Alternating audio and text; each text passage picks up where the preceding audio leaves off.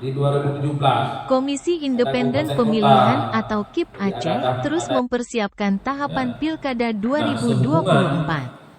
Salah satunya adalah penyerahan dukungan pencalonan perseorangan di Pilkada. Berdasarkan Undang-Undang Nomor 11 Tahun 2006 tentang Pemerintahan Aceh dan Konun 12 Tahun 2016 tentang Pemilihan Gubernur, Wakil Gubernur, Bupati, Wakil Bupati, Wali Kota, Wakil Wali Kota, harus memenuhi syarat dukungan dari jumlah penduduk di Disdukcapil.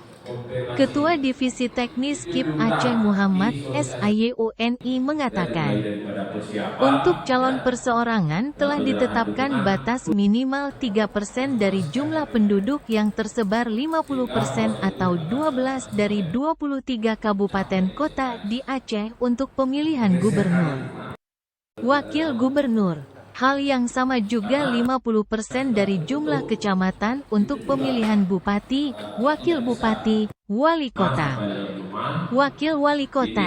Jadwal pemenuhan persyaratan dukungan pasangan calon perseorangan mulai dibuka tanggal 5 Mei hingga tanggal 19 Agustus tahun 2024. Kita berharap ya sebelum proses ya mulai pada tanggal 5 Mei nantinya, ya apabila ada pasangan calon ingin mendaftarkan diri dan menyerahkan diri syarat dukungan minimal untuk berkomunikasi ya dengan KIP Aceh dan KIP Kabupaten Kota untuk calon bupati, wakil bupati, gubernur dan wakil gubernur, dan disiapkan ya sebagai rupa karena waktu penyerahan ini adalah tidak lama karena proses datanya di input syarat minimal dukungan melalui aplikasi Silon semuanya.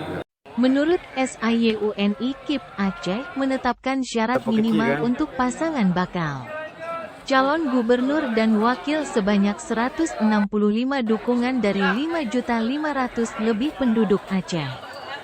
Dukungan tersebut baik dalam bentuk fotokopi KTP maupun surat pernyataan.